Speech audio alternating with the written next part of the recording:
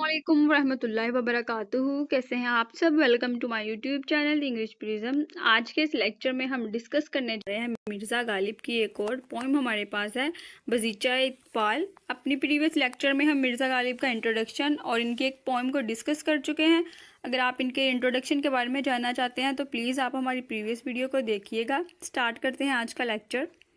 ये जो पोइम है हमारे पास बगीचा इत्फाल, ये स्टार्ट करने से पहले मैं आपको बता दूं कि मिर्ज़ा गालिब जब इनकी एज बहुत ज़्यादा हो गई थी, यानी कि जब इनको लग रहा था कि अब जो मौत है ना वो बिल्कुल करीब है, वो आने वाली है, तो वो ऐसी सिचुएशन को यहाँ पे रिफ्लेक्ट कर रहे हैं अपनी लाइफ में कि जैसे वो अब मौत के लिए तैयार होना उन्होंने शुरू कर दिया। यानी कि उर्दू में जिसे हम कहते हैं तसव्वुफ, वो इन्होंने यहाँ पे दिखाया है। एक अलूयन है इस वर्ल्ड के बारे में कि ये जो वर्ल्ड है वो रियलिटी नहीं है, ये जो है ये हमारे लिए जो दुनिया के दिन है, ये जो हमारी ज़िंदगी है, ये बिल्कुल खेल तमाशा है। स्टार्ट करते हैं जो हमारी पोइम है। बगीचा इत्फाल है दुनिया मेरे आगे, होता है शबो रोज़ तमाशा मेरे आगे। इंग्लिश में है, the world is a children's playground before me, night and day this theatre is enacted before me. अब यहाँ पे जो हमारे पास वर्ड है बगीचा, जब भी कोई वर्ड हमारे पास होता है उर्दू में, उसके लास्ट पे जब हम चा लगा देते हैं, जैसे एक वर्ड हमारे पास है किताब, तो आपने लफ्ज़ एक और सुना होगा किताबचा, यानी कि उसका मतलब ये होता है कि छोटी, यानी कि किताब जिसके ऊपर हम कोई भी चीज़ जो है ना वो सेव कर रहे हैं, लिख रहे हैं। तो बगीचा यहाँ पे जो हमारे पास वर्ड है ना, ये शो करता है किसी छोटी चीज़ को, यानी कि बाजी किसको कहते हैं, किसी खेल को। तो बगीचा इत्फाल, इत्फाल जो हमारे पास उर्दू का वर्ड है, इसका मतलब होता है बच्चे, यानी कि तिफल से निकला है, तिफल बच्चा और इत्फाल बच्चे। बगीचा इत्फाल का मतलब ये है कि ना ये बच्चों का खेल है। जो दुनिया है मेरे आगे, यानी कि मेरे सामने, उसका जो पॉइंट ऑफ व्यू है वो उसकी बात कर रहा है। यहाँ पे वो कह रहा है कि जो दुनिया है ना वो क्या है मेरे लिए, सिर्फ एक अलूयन है, अलूयन से ज़्यादा कुछ नहीं है। ये सिर्फ ऐसे है कि जैसे बच्चों का कोई भी खेल होता है जिसको हम या तो दूर से देख लेते हैं, अगर हम करीब जाएँ तो हम सिर्फ उसको थोड़ा सा देखते हैं, छोड़ देते हैं, या अगर हम खुद भी खेल रहे हैं तो बच्चे क्या करते हैं कि उसको खेल रहे हैं, बस खेल की हद तक वो उसको रखते हैं, बाद में उसको छोड़ देते हैं। तो वो यही कह रहा है कि ये जो दुनिया है ना, ये मेरे लिए बच्चों के खेल से ज़्यादा कुछ भी नहीं है। होता है शबो रोज़ तमाशा मेरे आगे, यानी कि जो दिन रात जो हमारी लाइफ है जिसको हम गुजार रहे हैं, अब जो दिन और रात के जितने भी हमारे काम हैं, यानी कि ज़िंदगी में हम जितने भी काम करते हैं, तो वो कह रहे हैं कि लाइफ के ये जितने भी हमारे पास काम है वो मेरे लिए एक तमाशा है। जैसे यानी कि हम कोई भी ड्रामा है जो हम उसको देख रहे हैं, उसको थिएटर में रिप्रेजेंट किया जा रहा है, ये बिल्कुल ऐसे ही है कि जो वक्त है वो भी गुजरता जा रहा है, काम होते जा रहे हैं, लाइफ जो क्या है कि वो गुजरी जा रही है। नेक्स्ट हमारे पास लाइन है, एक खेल है औरंगे सुलेमान मेरे नज़दीक, एक बात है एजाज़े मसीहा मेरे आगे। इंग्लिश में है, for me the flying throne of Salman is a game and only talk the miracles of Christ before me. यहाँ पे औरंगे सुलेमान जो है, औरंगे सुलेमान का मतलब क्या है, औरंग उर्दू में कहते हैं थ्रोन, यानी कि जो तख्त है, तख्ते सुलेमान। जैसे हज़रत सुलेमान अलैहिस्सलाम की जो, अगर आपने उनको पढ़ा हो हज़रत सुलेमान अलैहिस्सलाम के बारे में कि उनके पास एक तख्त था जो कि उड़ता था, तो यहाँ पे वो उसकी बात कर रहे हैं कि वो कहते हैं कि जो हज़रत सुलेमान अलैहिस्सलाम का तख्त है ना वो मेरे नज़दीक सिर्फ एक खेल है। और नेक्स्ट लाइन में वो कहते हैं एजाज़े मसीहा, मसीहा आपको पता है जब भी बात होती है तो हमारे जहन में फ़ौरन क्या आता है, क्राइस्ट, यानी कि हज़रत ईसा अलैहिस्सलाम। एजाज़े मसीहा क्या है कि हज़रत मसीहा, जो हज़रत ईसा अलैहिस्सलाम थे हमारे पास, उनके पास क्या मसीहा था कि वो लोगों को हील कर देते थे अपने टच के ज़रिए से, यानी कि वो लोगों को छूते थे और लोग जो थे वो हील हो जाते थे। तो यहाँ पे ना वो किसी प्राउडली वे में बात नहीं कर रहा, वो बहुत ही जैसे हम किसी बात को समझ के कहते हैं ना कि ये चीज़ तो कुछ भी नहीं है, यानी कि वो दुनिया की बात कर रहे हैं। वो कहते हैं कि अगर इंसान किसी भी चीज़ को हासिल करना चाहता है और अगर वो जहन में अपने वो बात बिठा लेता है कि मैं इस चीज़ को हासिल कर लूँगा, तो वो हासिल करके ही रहता है। तो यहाँ पे वही बात वो कर रहे हैं कि जो हज़रत सुलेमान अलैहिस्सलाम का तख्त है वो सिर्फ उसके नज़दीक एक खेल है, और जो हज़रत ईसा अलैहिस्सलाम के जितने भी मिरेकल्स हैं तो वो क्या है, वो उसके सामने कुछ भी नहीं है। नेक्स्ट हमारे पास लाइन है, जुज़ नाम नहीं सूरते आलम मुझे मंजूर, जुज़ वहम नहीं हस्ती अशिया मेरे आगे। इंग्लिश में है, I acknowledge the face of the universe as only a name, the substance of reality is but superstition before me. जुज का यहाँ पे मतलब है सिवाय। अब यहाँ पे वो बात करते हैं, वो कहते हैं कि जो दुनिया है ना, ये नाम से ज़्यादा कुछ भी नहीं है। और जितनी अशिया यानी कि चीज़ें, वो कहते हैं कि ये जितनी भी चीज़ें हैं ना, बहुत प्रीशियस थिंग्स जो हम लाइफ में अचीव करना चाहते हैं, या हमारी ज़िंदगी में जितनी भी कीमती चीज़ें हैं, वो कुछ भी नहीं है, वो सिर्फ एक इल्यूजन है। वो कायनात जो है, वो कहते हैं कि जो कायनात है वो बहुत बड़ी है, इसके अंदर बहुत सारी चीज़ें हैं। कुछ चीज़ों के बारे में हम जानते हैं, कुछ चीज़ों के बारे में हम नहीं जानते। तो वो कहते हैं कि मुझे मंजूर ही नहीं है कि मैं इसको जो है ना, वो आलम यानी कि पूरी जो दुनिया है उसमें, उसको हम जुज़ में यानी कि छोटी सी चीज़ में कन्वर्ट कर सके, मुझे मंजूर ही नहीं है। जितनी भी वो कहते हैं कि इसकी अशिया है ना, उसके अंदर जितनी भी चीज़ें इसका आलिम के अंदर यानी कि इस कायनात के अंदर पाई जाती हैं, वो क्या है कि वो कुछ भी नहीं है। यहाँ पे वो किस चीज़ की बात कर रहे हैं कि जैसे अब हम जिंदा हैं, अब हम सारी चीज़ों का एक्सपीरियंस कर रहे हैं। जितनी भी चीज़ें हमें खूबसूरत नज़र आती हैं, हम कहते हैं कि जो नेचर है वो बहुत खूबसूरत है। जैसे वो बात करते हैं, किसी सिटी की बात करते हैं, वो कहते हैं कि जो है ना, हमारे पास अगर कश्मीर की वो बात करते हैं, हम उसको देखेंगे, हम कहेंगे वाकई ये बहुत खूबसूरत है। लेकिन जब हम मर जाएंगे तो वो क्या कह रहे हैं कि वो वहीं पे रहेगी, सिर्फ हम वहाँ पे मौजूद नहीं होंगे। तो वो यही बात कर रहे हैं कि ज़िंदगी में जितनी भी हमारे पास कीमती चीज़ें होती हैं ना, वो कुछ भी नहीं होती, वो सिर्फ तब तक होती हैं जब तक हम जिंदा होते हैं। नेक्स्ट हमारे पास लाइन है, होता है निहा गर्द में सहरा मेरे होते, गिसता है जबी खाक पे दरिया मेरे आगे। Next to me the wildness is chained into hiding in dust, the servile river grows in the dust before me. निहा जो लफ्ज़ है, इसका मतलब हमारे पास है छुपा हुआ, यानी किसी चीज़ को जब हम कवर कर देते हैं ना, तो उसको हम कहते हैं निहा। गर्द का मतलब क्या है? धूल। जबी हम कहते हैं माथे को। अब यहाँ पे वो बात करते हैं, वो कहते हैं कि जब अपनी वो पर्सनैलिटी की यहाँ पे बात कर रहे हैं, वो कहते हैं कि मैं आता हूँ तो मुझे ऐसा लगता है कि जैसे ना हर जगह पे धूल ही धूल है, यानी कि जो उनकी पर्सनैलिटी है ना, वो वहाँ पे क्या होती है, छुप जाती है। अगर हम किसी और जो है ना पर्सपेक्टिव से इसको देखें, तो वो यहाँ पे नेचर की बात कर रहे हैं, यानी कि दरिया की बात कर रहे हैं, सहरा की बात कर रहे हैं। तो यहाँ पे वो कहते हैं जुनून, इंसान के अंदर जितना ज़्यादा जुनून होगा किसी चीज़ को पाने के बारे में, यानी कि वो कहते हैं कि जितनी ज़्यादा जुनूनियत किसी चीज़ को पाने के बारे में आपकी बढ़ जाती है, यानी कि जब इंसान ज़िद पर उतर आता है, तो जो कुदरत है ना, वो भी उसके साथ मिल जाती है। वो बात करते हैं ना कि जो इंसान जितना ज़िद्दी होता है ना, उसको उतनी ही चीज़ें मिल ही जाती हैं। वो जितनी ज़्यादा ज़िद लगाता है, एक ये थेरी भी है, वो कहते हैं कि जब आप नेचर को बार बार कॉल करते रहते हैं तो आपको कॉल बैक भी आती है। तो यहाँ पे वो इंसान के जुनून की बात कर रहा है। वो कहता है कि जब इंसान एक चीज़ को पाने की जिद करता है, उसको बहुत ज़्यादा उसकी कोशिश किए जा रहा है, तो कुदरत जो है ना, वो भी उसका साथ देने लग जाती है। जब वो कहते हैं कि आप कोशिश तो करो, खुदा आपके लिए खुद ही दरवाजे खोलना शुरू कर देगा।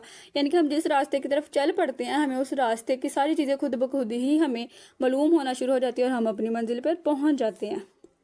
नेक्स्ट हमारे पास लाइन है, पूछ के क्या हाल है मेरा तेरे पीछे, तू देख के क्या रंग है तेरा मेरे आगे। अब यहाँ पे आके ये जो हमारे पास पोइम या गज़ल जो है, उसका जो थीम है वो चेंज हो रहा है। फर्स्ट जो हमारे पास जितने भी हमने शेर पढ़े हैं, आपने उसमें देखा होगा कि वहाँ पे वो किस चीज़ की बात कर रहे हैं, इंसान की जुनूनियत की, इंसान की ज़िद की, दुनिया की, नथिंगनेस की, यानी कि वो कह रहे हैं कि दुनिया कुछ भी नहीं है। अब यहाँ पे आके ना मुसलसल बल्कि जो इनका थीम है हमारे पास पोइम का, वो चेंज हो गया है। यहाँ पे वो क्या बात कर रहे हैं, वो अपने जो बिलविड है, जो उनका महबूब है, उसकी बात कर रहे हैं। आप देखेंगे कि जितनी भी हमारे पास उर्दू में ये गज़लें होती हैं, इनमें हमेशा जो है वो 3 लोगों की वो बात करते हैं, यानी कि एक जो उनका महबूब होता है बिलविड, और एक आशिक होता है, और तीसरा जो है वो रकीब होता है। तो यहाँ पे वो क्या बात कर रहे हैं, वो कहते हैं कि जब भी मैं अपने महबूब से मिलता हूँ तो मेरा रंग जो है ना वो देखने वाला होता है, यानी कि जो मेरा हाल है वो देखने वाला होता है। लेकिन जब मैं उनसे मिलता हूँ तो उनका रंग भी देखने वाला होता है। यहाँ पे वो किस चीज़ की बात कर रहे हैं, प्ले ऑफ वर्ड्स यहाँ पर उन्होंने यूज़ किया, वो कंपेयर कर रहे हैं। 2 सिचुएशंस हैं इनके पास। वो कहते हैं कि तेरे पीछे और मेरे आगे, यानी कि तेरे पीछे यानी कि तुम्हारे जाने के बाद, जब जो उनका बिलविड है वो वहाँ से चला जाता है, वो उसके पास नहीं होता, तो वो कहता है कि जो उनकी हालत है वो बिल्कुल जो होती है ख़राब हो जाती है, यानी कि हालतें गैर हो जाती है। लेकिन जब वो उनसे मिलते हैं अपने बिलविड से, तो जो उनका बिलविड है उनका जो बिहेवियर है इनके साथ वो बिल्कुल भी अच्छा नहीं होता, यानी कि उनका जो मूड है वो ऐसे होता है कि जैसे वो बिल्कुल भी उनसे बात नहीं करना चाहते। इंग्लिश में हमारे पास है, don't ask what my condition is without you, just look at you own compartment before me. यानी कि जब तुम मुझसे मिलते हो तो जो तुम्हारा बिहेवियर है वो बिल्कुल भी अच्छा नहीं होता, जो उनके चेहरे पे जितने रंग हैं उनसे पता चल जाता है कि वो खुशी से उनसे मिल रहे हैं या बिल्कुल ही जो है ना वो बेईमानी से उनकी मुलाकात है।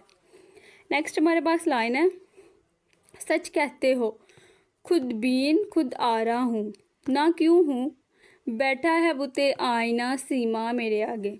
यहाँ पे जो खुद बीन वर्ड है इसका मतलब हमारे पास है कि प्राउड होना अपने आप पर, और अपने आप को यानी कि देखना कैसे कि जैसे खुदारा का मतलब हमारे पास है एरोगेंट, यानी कि बहुत प्राउडली और बहुत एरोगेंटली वो किसी से बात करते हैं। वो कहते हैं कि सच, वो अब उनसे कह रहे हैं अपने महबूब से, वो कहते हैं कि तुम सच कहते हो कि जो मेरी पर्सनैलिटी है ना वो प्राउड है, बहुत एरोगेंट है, मैं अपने आप को ना किसी से कंपेयर नहीं करता, मैं बहुत खुदबीन हूँ। तो अब वो यहाँ पे कहते हैं कि मैं क्यों ना हूँ, वो अब अपने आप को यहाँ पे क्या कर रहे हैं, वो डिफेंड भी कर रहे हैं। कैसे डिफेंड करते हैं, वो कहते हैं बैठा है बुते आईना सीमा मेरे आगे, यानी कि जो मेरे सामने जो शख्स बैठा है उनका उसका जो माथा है वो बिल्कुल आईने की तरह है, वो इतना खूबसूरत है।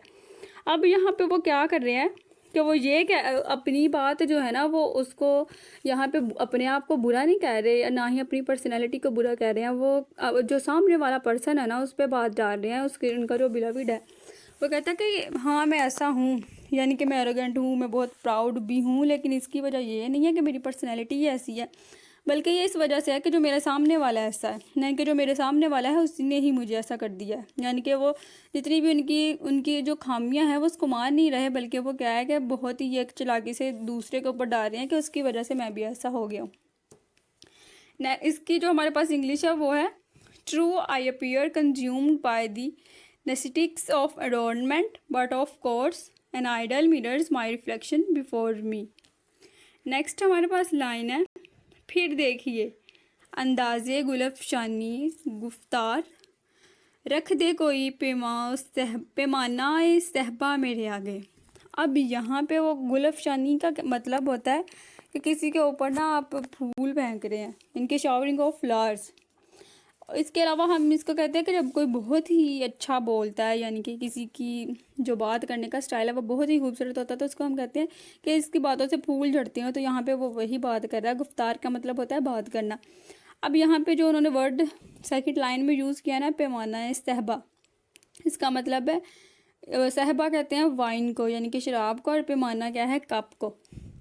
अब यहाँ पे वो कह रहे हैं कि जो उनका अंदाज़ है, यानी कि जो उनका बात करने का अंदाज़ है, वो कहते हैं कि उसको देखिए, यानी कि उसके ऊपर फूलों की बारिश करनी चाहिए कि इतना वो अच्छा जो उनका वे ऑफ स्पीकिंग है, उनका जो स्टाइल है वो बहुत प्यारा है। फिर वो कहते हैं कि ऐसे है कि जैसे मेरे सामने कोई जो है ना वो शराब का एक कप रख दे, यानी कि वो फिर से वाइन की बात कर रहे हैं यहाँ पे।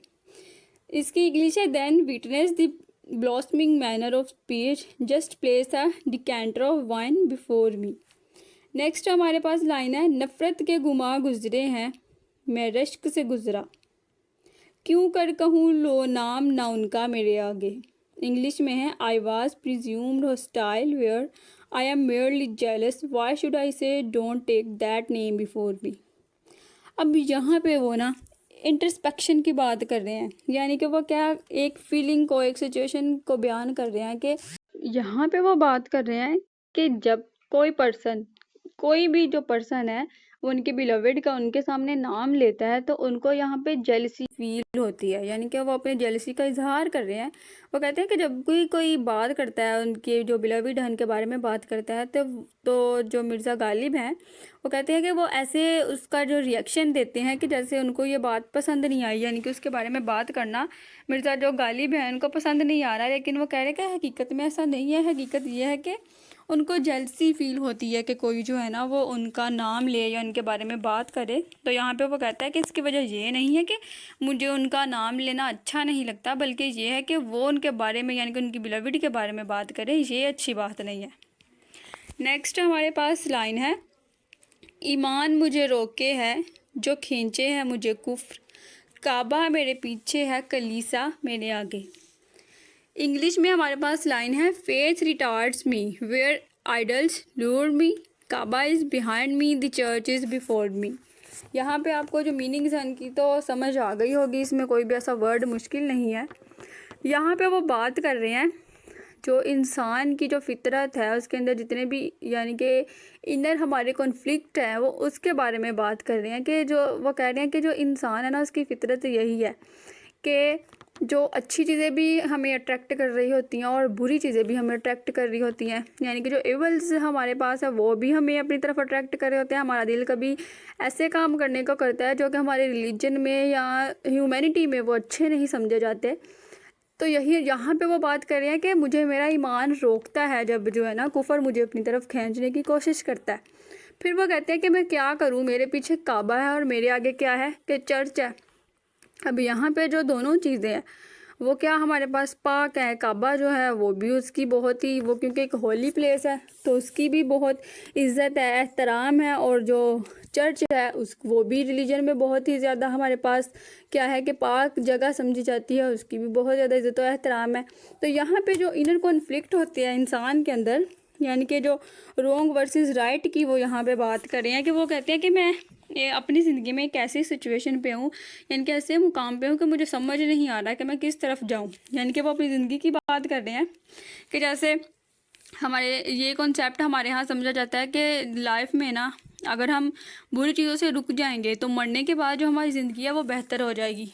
तो यहाँ पे वो बात ये कर रहे हैं कि जो लाइफ में है ना मुझे बुरी चीज़ें अट्रैक्ट कर रही हैं, अब मैं उनको नहीं करूँगा तो मैं खुद भी सेटिस्फाई नहीं हूँ कि मेरे जहन में ना एक वो बात रह जाएगी कि शायद अगर मैं ये काम कर लेता तो मुझे इसमें ज़्यादा मज़ा आता, लेकिन बाद में ये भी बात रहती है कि मैंने वो इंजॉय ही नहीं किया, मैंने उसमें पार्टिसिपेट ही नहीं किया।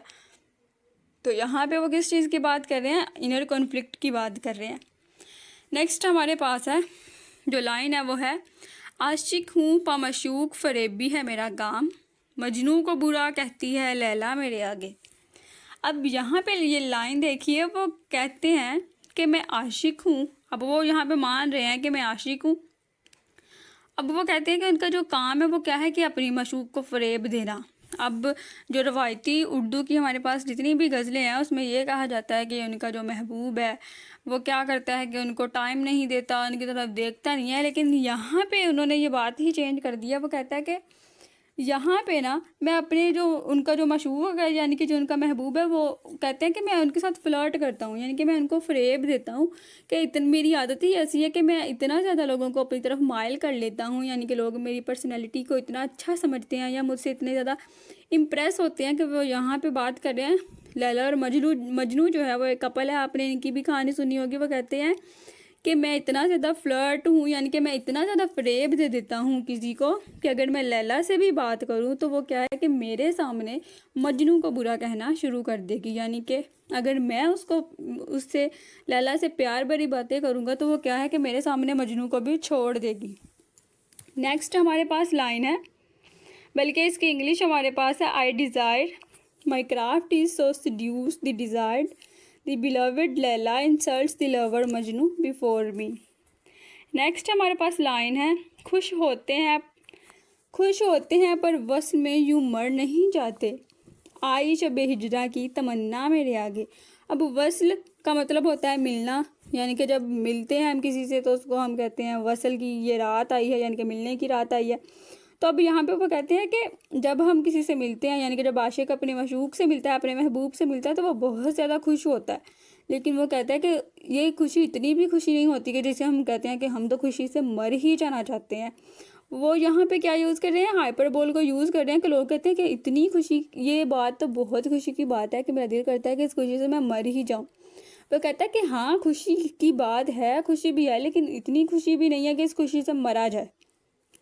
आई शब हिजरा की तमन्ना मेरे आगे। यहाँ पे वो फिर बात कर रहे हैं नाइट ऑफ सेपरेशन, शब हिजरा का मतलब है कि जब वो दूर होते हैं एक दूसरे से। तो यहाँ पे वो बात कर रहे हैं कि जब चीज़ नहीं होती ना तो हम क्या करते हैं, हम उस चीज़ की तमन्ना करना शुरू कर देते हैं। यानी कि जब वो सेपरेट थे एक दूसरे से तो उनको मिलने की तमन्ना थी। अब वो कहते हैं कि जब वो कहते हैं ना कि तमन्ना का पूरा होना भी जो है ना वो ख़तरनाक हो सकता है, कि कभी कभी हमारी कोई तमन्ना पूरी ना भी होना तो वो हमें अच्छी लगती है।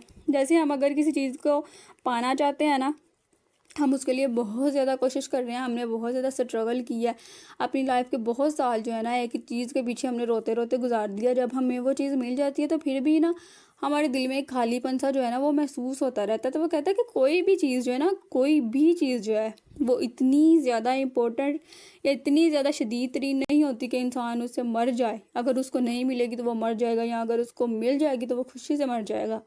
तो यहाँ पे ये बात कर रहे हैं, वही बात कि तमन्ना का पूरा होना भी ख़तरनाक हो सकता है। यानी कि वो कहते हैं कि कुछ चीज़ें जो है ना वो तमन्ना ही रहनी चाहिए तो अच्छा है। यानी कि जैसे हम कहते हैं ना कि कोई चीज़ ना भी मिले तो ठीक है, कोई चीज़ ज़िंदगी में ऐसे भी होनी चाहिए कि जो ना मिले तो हमारी ज़िंदगी अच्छी गुजर सकती है। तो यहाँ पे वो उसी चीज़ की ही बात कर रहे हैं।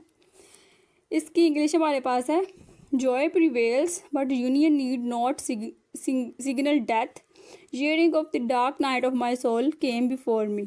नेक्स्ट हमारे पास लाइन है, हेमोजनिक कुलज़मे खून काश यही हो, आता है अभी देखिए क्या क्या मेरे आगे। इंग्लिश है, tears of blood create oceans of blood, if only this were it and yet what unknown fates must I still behold before me. कुलज़म जो है ना इसका मतलब होता है कि बहुत गहरी नदी, यानी कि जो खून की नदी, बहुत गहरी नदी जो है ना उसको वो यहाँ पे कहते हैं। यहाँ पे वो बेसिकली क्या कहना चाहते हैं, वो कहते हैं कि जो मिर्ज़ा गालिब है, जो हमारे पोइट हैं, वो हाइपरबोल को यहाँ पे यूज़ कर रहे हैं, क्योंकि किसी की ज़िंदगी जो है वो इतनी भी ज़्यादा गहरी या इतनी भी ज़्यादा बुरी नहीं होती। वो कहते हैं कि जो मेरी ज़िंदगी है ना वो इतनी चीज़ों से गुजर चुकी है, यानी कि बहुत बुरा मेरी ज़िंदगी में ना मैंने बर्दाश्त कर लिया है। शदीद मुश्किलात भी आई हैं तो वो मैंने बर्दाश्त की हैं। अब वो कहते हैं कि इससे भी बुरा जो है ना वो क्या मेरी लाइफ में हो सकता है। तो आता है अभी देखिए क्या क्या मेरे आगे। वो कहता है कि देखते हैं कि अभी जितनी मेरी थोड़ी सी जो लाइफ है वो बच गई है, देखते हैं अब उसमें और मज़ीद क्या जो है वो टेंशन्स या जो परेशानियां हैं, जो मुश्किलात हैं वो आ सकती हैं। नेक्स्ट हमारे पास लाइन है, गो हाथ का जुम्बश नहीं आँखों में तो दम है, रहने दो अभी सागरो मीना मेरे आगे। इंग्लिश है, even when hands have no movement sight retains vitality, so leave the accoutrements of wine before me. यहाँ पे वो क्या कहते हैं, गो का मतलब है हालांकि, यानी कि वो कहते हैं कि जुम्बिश का मतलब यहाँ पे है मूवमेंट, और जो हमारे पास वर्ड यहाँ पे सेकंड लाइन में है सागर और मीना, यहाँ पे वो फिर बात कर रहे हैं प्याले की और शराब की। तो वो यहाँ पे कह रहे हैं कि अब मेरी सिचुएशन ऐसी है कि जो मेरे हाथ है ना वो मूवमेंट नहीं कर सकते। यानी कि यहाँ तो वो क्या कर रहे हैं कि शदीद जो है ना बीमारी उसको यहाँ पे बयान कर रहे हैं, या वो इस सिचुएशन को बयान कर रहे हैं कि उन्होंने बहुत ज़्यादा जो शराब है वो पी रखी है, या अपनी ज़िंदगी की ऐसी सिचुएशन को वो एक्सप्लेन करने की कोशिश कर रहे हैं कि उनके जो है ना उनकी लाइफ वो बहुत ही ज़्यादा मुश्किल में है। तो वो कहते हैं कि अगरचे जो मेरे हाथ हैं वो मूवमेंट नहीं कर सकते, लेकिन मेरी आंखें किस चीज़ को देख तो सकती हैं। जैसे वो कहते हैं हम किसी चीज़ को पाने की कोशिश करते हैं जो हमारी ख्वाहिशात है ज़िंदगी की। अब हम कहते हैं अच्छा अगर ये 100% कोई चीज़ हमें नहीं भी मिल रही ना तो 50% मिल रही है तो वो भी ठीक है। जैसे वो कहते हैं ना उर्दू में, भागते चोर की लंगूटी ही सही, यानी कि कुछ जो हमारे हाथ में आ रहा है वही ठीक है। और जब हम जो हमारी ख्वाहिश होती है जब हम उसको पा भी नहीं सकते ना तो फिर हम क्या कहते हैं, हम कहते हैं चलो देख ही लेते हैं। देखने से ही वो क्या चीज़ है, वो जो चीज़ है वो उससे हमें सुकून मिलता है। तो यहाँ पे वो भी इसी सिचुएशन को बयान कर रहे हैं। वो कहते हैं कि ये चीज़ जो है ना ये मेरे सामने रहने दो कि मेरी जो आंखें हैं उसको देख के ही ठंडी होती रहेंगी। नेक्स्ट हमारे पास लाइन है, हम पेशाओ हम मशरब हम राज है मेरा, गालिब को बुरा क्यों कहो अच्छा मेरे आगे। हम पेशा यानी कि एक जैसा पेशा है, हम मशरब हम राज यानी कि एक जैसी आइडियोलॉजी है, उनके जो बिलीव्स हैं वो सेम है। ये जो हमारी लाइन है ये लास्ट वाली लाइन है इस पोइम की। उर्दू में हम इसको मक्ता कहते हैं, जिसमें राइटर अपना जो नाम है वो यूज़ करता है। यहाँ पे उन्होंने गालिब यानी कि यूज़ किया। अब यहाँ पे ना वो अपने आप को थर्ड पर्सन कहते हैं, यानी कि इस पोइट में उन्होंने थर्ड पर्सन अपने आप को कहा है। वो कह रहे हैं कि जो गालिब है ना वो मेरा हम पेशा है, यानी कि वो भी पोइट है, मैं भी पोइट हूँ। वो मेरा हम राज है कि उसके बहुत से राज मेरे पास है। हम मशरब भी है, यानी कि उसकी जो बहुत सी जो आइडियोलॉजीज़ हैं वो मेरी आइडियोलॉजी से मैच करती है, यानी कि हमारी जो थिंकिंग है वो भी एक जैसी है। अब वो कहते हैं कि उसके बारे में बुरा मत कहो, अच्छा कहो, यानी कि मेरे सामने उसकी तुम बुराई बयान मत करो, उसकी अच्छाई बयान करो क्योंकि वो बहुत अच्छा है। इसकी इंग्लिश हमारे पास है, he is my comrade, my confidant, my fellow carouser, don't speak ill of him, Ghalib is good before me.